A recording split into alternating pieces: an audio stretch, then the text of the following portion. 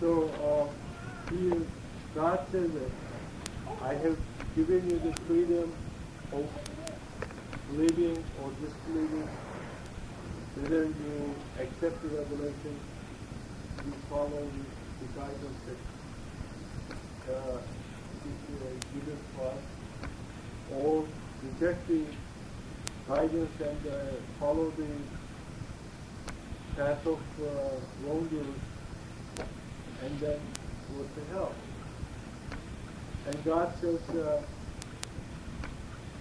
even among you, there is no compulsion to believing or disbelieving God alone. But whoever believes God alone is going to be granted by God for the kingship. That's what he says. And so far, that is. And here in the verse 58, God gives an example of Abraham. He was so determined that he told through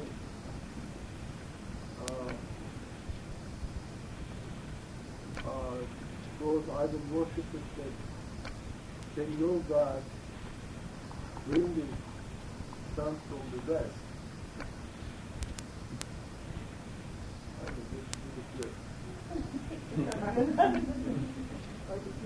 Simple, yeah.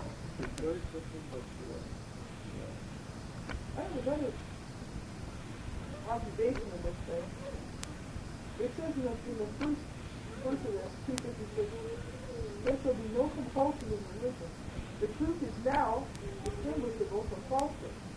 It seems as though with all the other scriptures, as true as they were in the beginning, and as distorted as they became, Quran was preserved in all of its entirety, completely preserved. And since the code has come, this is a current verse. The truth is now distinguishable from falsehood. Like the code, it verifies every single ayah in this book, alhamdulillah, every word, every letter. And so we don't have to guess. And I think it's like a forecast for the people of the before generations, and to now, it's a symbol of our victory. That's all. Now in 257 I have an observation that God is the Lord of those who believe. He leads them out of the darkness into the light. In the darkness you don't see a thing. But when God leads you out to the light, you see everything. I mean, you can actually feel the difference. You can feel that you know. You just meet people who don't have the good fortune of knowing or reading the Quran, and you see how ignorant they are. For example, the subject of death is coming up. They don't know what is going to happen, or what we are here for, where we're going, what is the purpose of our life. You just don't know. You're completely lost. And you see a person who's 65 years old, but you see that he has a baby soul. You can feel it. Are those two lines also a repetition of the idea that if we have a choice, but in a way it's turning it right around saying we don't have a choice, because we keep hearing about the veil that only the people who are supposed to get the message from Quran and do the law will be. And here it's saying it's up to him anyway. He's the one who reaches out to them. Yeah, but that best, you have the freedom of choice is in your decision to believe or not to believe. That decision is absolutely free. Based on that decision, you are either guided or misguided, deliberately. So if you make a decision you don't have anything to do with God, the veil comes down. If you make a decision to believe in God, all circumstances will work out to direct you to the right path. Now the rest of the verse says, while those who disbelieve, their lords are their idols. They lead them out of the light into the darkness. Now we had a brother come here who was studying the issues that we have in this mosque, and he decided to take my translation and write comments on it. And he sat out there in the balcony and he took a big notebook and he wrote down his comments And he had a plan to come on Friday, a week ago or 2 weeks ago, to debate the issue with me. He also went around the other mosques to talk to them and explore. And when he came across the Islamic Center, they told him, oh no, don't go back and debate the issue with them. Mujahid can tell us the story there. He was really determined to come and debate the issue. But they want him to stay in the dark. They're afraid that he may come across something that will open his eyes and make him see the truth or see the light. They don't want to debate, right? Mujahid? Wasn't Ahmed was determined to come and debate the issues? And we were ready the Friday before last. And then all of a sudden he became very silent. They convinced him not to talk to us, or not to debate anything. Right. Well, then he was supposed to call me, and then he's never called me. And Rashid and I have been trying for a few months now to have them set a time and a place and their own terms to go and debate the issue. But they want their people to stay in the dark. You don't want to discuss anything or look at anything. And some of them said we're afraid he may convince us. That's the funniest statement, but it's a true statement. Even goes without further than what she said. I had to say a lot, it'll all come out. Yeah, inshallah. Related to, and let's get back to what Crafty did. He said he has a proof for hadith when it comes to this.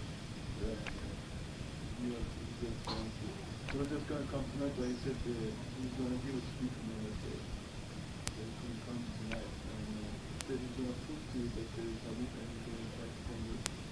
That's great. I think we're gonna set a reward. That'll be the next step, Rashid. We're gonna have a reward for people who come and debate the issues. I don't know how we can encourage them to come and debate the issues. I want them to name the place, the time, their own terms, and it just doesn't work. Maybe we'll set up a reward. But the verse here says that their laws are their idols, they lead them out of the light into the darkness. And certainly discussing the issues is enlightenment.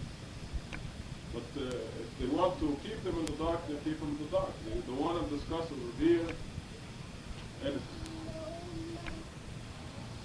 It's a very important, I know you feel that you came out of the darkness into the light. Alhamdulillah.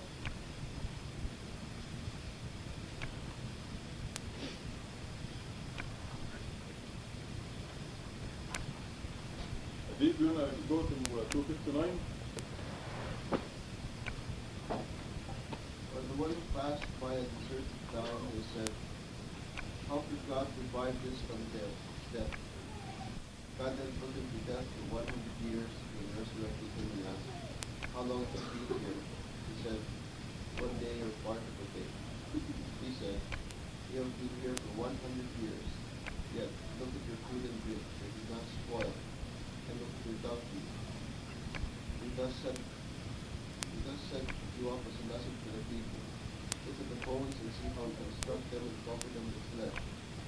When you realized what had happened, he said, now I know that God is able to do anything. So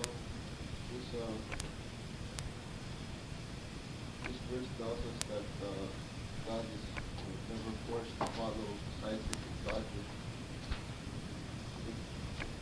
If you were to do that, you would say that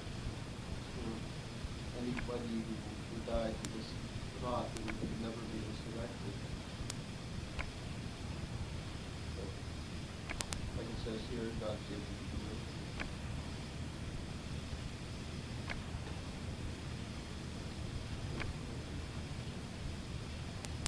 Okay, go ahead. Just a little bit off the subject. On this verse and the next verse, it's is God talking directly to the person?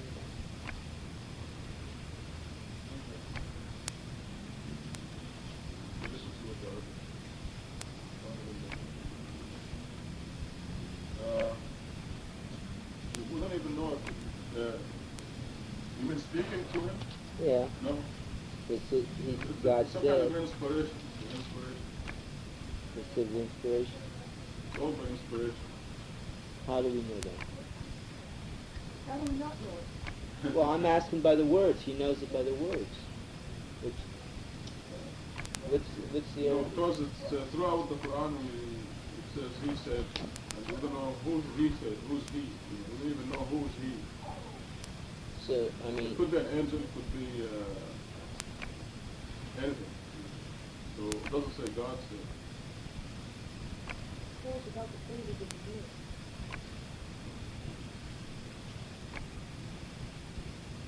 It's the word qala, he said. yeah. It's it doesn't have the same definite meaning in Arabic as it does in English.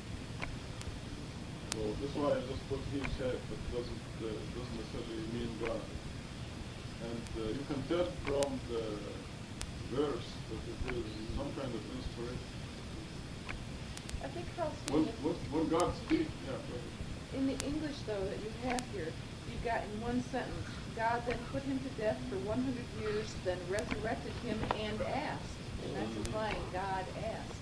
Yeah, it seems Right. as a direct That address English to the stuff is individual much- involved.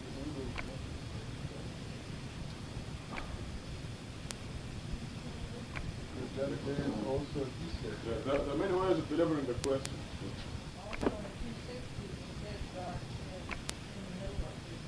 Oh yeah, that's to Abraham. Yeah. But he didn't speak to Abraham. We know God did not speak to Abraham. You see, when God spoke to Moses, the Quran makes a big issue out of it throughout the Quran. So when God speaks to someone, it's a big thing, and it had to be mentioned specifically. So God speaking to Abraham, even when Muhammad was taken to the seventh heaven, God did not speak to him. It is mentioned specifically that he was inspired. Whether he spoke to them or not. Yeah, what's the big deal? It doesn't make any difference. It's Well, not a- speaking can be it's all not a different. crucial issue. Speaking It can will be not a- affect our doctrine of La ilaha illallah. Speaking can necessarily, it doesn't necessarily mean with a tongue. Like you say, here it implies that Allah was speaking to him in this translation. But No, I think that the big deal is, at least maybe for the Yeah, we just kinds of mind had Carl a and big I have, discussion is about the it. way yeah. we read the Quran and so how we're interpreting it and what we're saying. Maybe we question things we don't need to be questioning, or maybe we're taking a lot more out of something than we should because of the way the English is written. no, but that's a legitimate question, and the same question is applicable to Arabic. However, it is not important. Really isn't. The important issue here is the death and resurrection. How long is it between death and resurrection? Huh? Yeah, but he told us. Allahu A'lam, and he told us. He said the period between death and resurrection is one night. When you die, you open your eyes the next morning, and it's the day of resurrection. Even if it was 1,000,000 years. You were dead for millions of years. Remember? How long was it? So long. See, we all experienced death already. We know how it feels like. We know how long it takes. We know how aware we are of the world's affair. Remember Napoleon Bonaparte?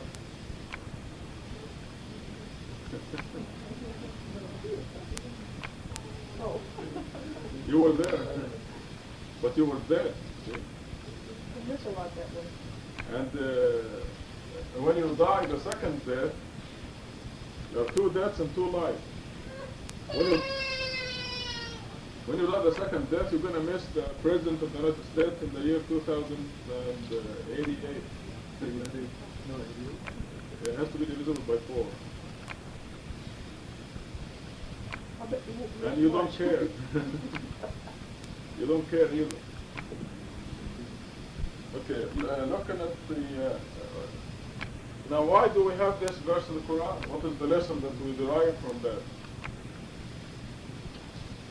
that 100 years pass like one day or part of the day. And in Surah 18, we learn that 309 years pass like one day or part of the day. Therefore, the concept of time disappears.